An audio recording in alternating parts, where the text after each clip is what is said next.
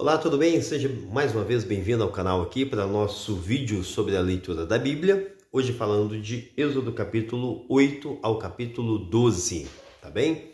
Se você está chegando agora, curta aí o canal, sabe? Clique em seguir, clica no sininho, ative as notificações, compartilhe esse vídeo, tá? Se foi bom, se ajudou você, compartilhe com outras pessoas que você conhece, beleza? Vamos lá, falando a partir do capítulo 8, tá? Apenas uma observação no capítulo 7 ainda. Muitas pessoas, ao ler esse texto, têm o seguinte entendimento, que o coração de Faraó endureceu, por quê? Porque primeiro ele mesmo endureceu o seu próprio coração. Ele se tornou obstinado, sabe, contra a palavra de Deus. E depois, sabe, em consequência disso, Deus depois endureceu o coração de Faraó, tá? Então, como se o próprio Faraó fosse culpado pela dureza do seu próprio coração, tá bem? No entanto, essa leitura não é a mais recomendável, provavelmente ela não está correta, tá? Deus não endureceu o coração de Faraó porque Faraó anteriormente havia endurecido o seu próprio coração, tá? Porque antes mesmo que Moisés e Arão fossem falar com Faraó, Deus já havia dito que eu endurecerei o coração de Faraó, tá? Quando Paulo vai tratar desse assunto, Paulo vai argumentar aqui acerca da soberania de Deus. Por que Deus endurece o coração de Faraó? Porque Deus é soberano e ele tem direito e liberdade para escolher quem ele usa para a sua glória ou para a sua ira. E ele claramente aqui escolhe Faraó para a sua ira, né? Escolhe Faraó para mostrar o seu poder, a sua glória, e para ser glorificado através de Faraó, através da ruína de Faraó, tá? Então, Deus não endurece o coração de Faraó porque ele anteriormente endureceu o seu próprio coração. Deus endurece o coração de Faraó porque ele escolheu endurecer o coração de Faraó. Chegamos então ao capítulo 8. No capítulo 8 nós temos a segunda praga, a praga das rãs, e a terceira praga, a praga dos piolhos, a quarta praga, a praga das moscas, tá? Nas primeiras pragas, já falamos isso, né? Os magos vão repetir, né, os milagres que são realizados, tá? Isso é interessante para a gente lembrar que há pessoas sendo instrumentalizadas por poderes das trevas, tá? Às vezes a gente ignora isso, mas há pessoas que são instrumentos do diabo e através delas o diabo realiza milagres, né? Ou seja, são os poderes das trevas em ação, tá? E fazendo milagres diante dos olhos, tá? Eu lembro que eu tratei com os adolescentes lá da Igreja Batista em Morumbi, em Foz do Iguaçu, e eu lembro de uma vez que eu estudei com eles sobre Apocalipse, e eu falava com eles, se você tem uma fé baseada em milagres, você vai adorar a besta. Porque o falso profeta, a besta, o anticristo vão realizar grandes milagres diante das pessoas.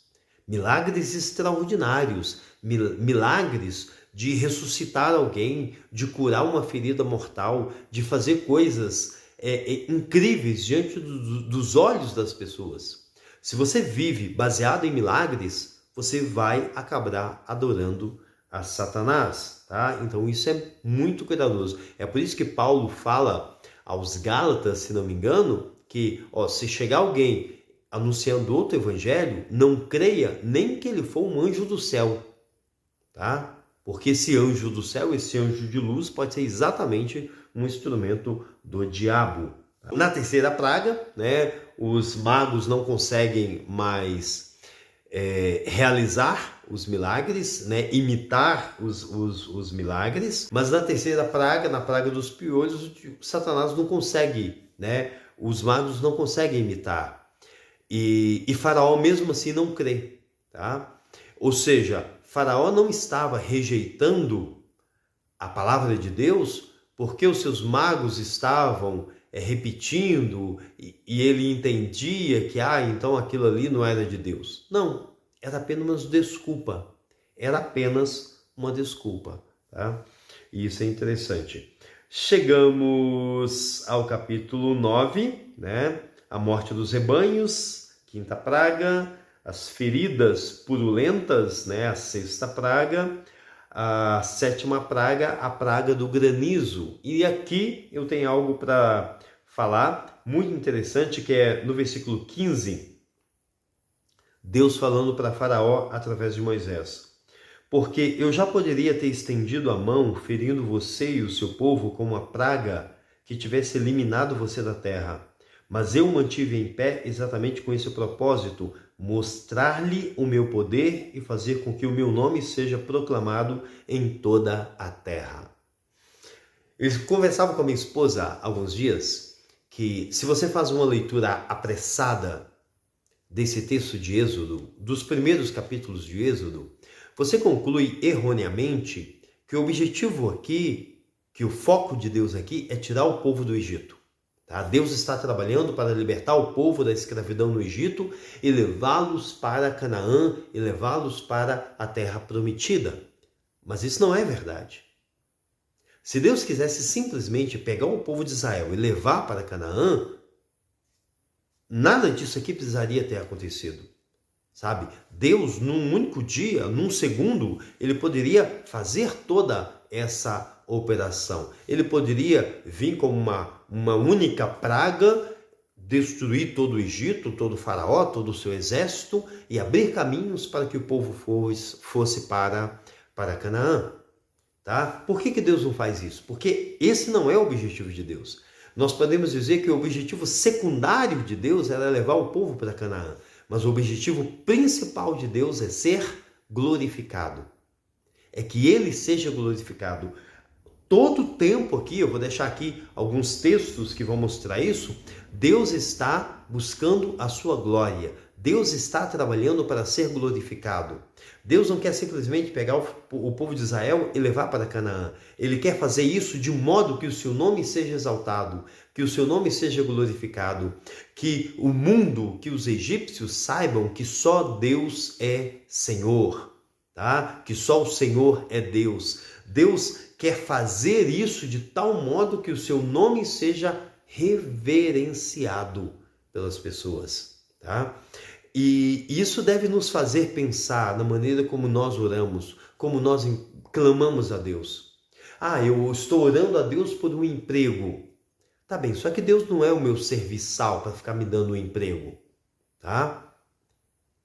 O objetivo primordial de Deus não é me agradar, não é me bajular, não é me dar um emprego. O objetivo primordial de Deus é ser glorificado. Então, se eu quero pedir a Deus um emprego, eu deveria estar me perguntando: como Deus será glorificado através do meu emprego? Ah, estou orando para que Deus me dê condições de comprar um carro.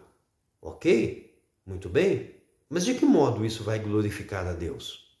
Se isso não vai glorificar a Deus de modo algum, por que Deus te daria um carro? Por que Deus te abençoaria para você ter um carro? Deus vai tirar o povo de Canaã, mas vai fazer isso porque exalta o seu nome. E isso faz com que ele seja glorificado. Eu anotei aqui ao lado da minha Bíblia, né, ao lado de Êxodo 9:15, que Faraó pensava que era um adversário, mas na verdade ele era um instrumento. Ele pensava que estava lutando contra Deus, mas na verdade Deus estava usando ele para, através dele, revelar a sua glória. Tá bem? Capítulo 10, a praga dos gafanhotos, tá? No capítulo 10, versículo 3, tem um momento que Deus fala para Faraó: até quando você se recusará a humilhar-se perante mim? Até quando você se recusará a humilhar-se perante mim? Quando você lê esse texto aqui, não pensa que Deus está falando com Faraó, pensa que Deus está falando com você. Até quando você se recusará a humilhar-se perante mim? Tá? A humilhar-se perante mim? Tem um texto do Jonas Madureira, no livro Inteligência Humilhada, que ele fala: a inteligência, a razão, não precisa se anular, não precisa sumir, desaparecer. O que a inteligência precisa é se humilhar. Chegamos ao capítulo 11, tá? Chegamos ao capítulo 11, o anúncio da 10ª praga, tá? O anúncio da 10ª praga. No capítulo 12 temos o anúncio da Páscoa, né? A Páscoa e a morte dos primogênitos. No anúncio da Páscoa, na celebração da Páscoa, algo que é muito interessante é o espírito, é a atitude com que as pessoas celebram a Páscoa. Tá? A Páscoa ela é celebrada, como diz o verso 11, com cinto no lugar, sandálias nos pés, cajado na mão, comam apressadamente. Essa é a Páscoa do Senhor. O povo comeu a Páscoa com o espírito preparado para a mudança. Muitas vezes nós vamos na igreja, nós oramos, nós clamamos, mas nós não temos o espírito preparado para a mudança. Nós não estamos prontos para o que Deus vai fazer. A gente está pedindo libertação, a gente está pedindo transformação, mas o nosso espírito ainda está acomodado. Tá? A gente não está com a prontidão, né? Com uma atitude de prontidão para aquilo que Deus fará através das nossas vidas. Tá? O texto termina, o capítulo 12, com a morte dos primogênitos e o êxodo, né? A saída do povo do Egito. Israel chegou, o versículo 37 diz que os israelitas foram de Ramsés até Sucote, havia cerca de 600 mil homens a pé, além de mulheres e crianças. Se você for lá no finalzinho de Gênesis, você vai descobrir que quando Jacó e os seus filhos descem para o Egito, eles são 70 pessoas. 70 pessoas. Agora, saindo do Egito, são 600 mil homens, fora mulheres e crianças. A gente tem aqui aproximadamente 1,5 milhão de pessoas. De 70 pessoas, agora temos uma jovem nação de 1,5 milhão de pessoas aproximadamente. Deus fez uma grande obra. E ao longo da jornada pelo deserto, Deus vai transformar esse bando de escravos, esse bando de ex-escravos, numa nação santa, uma nação sacerdotal. É isso aí.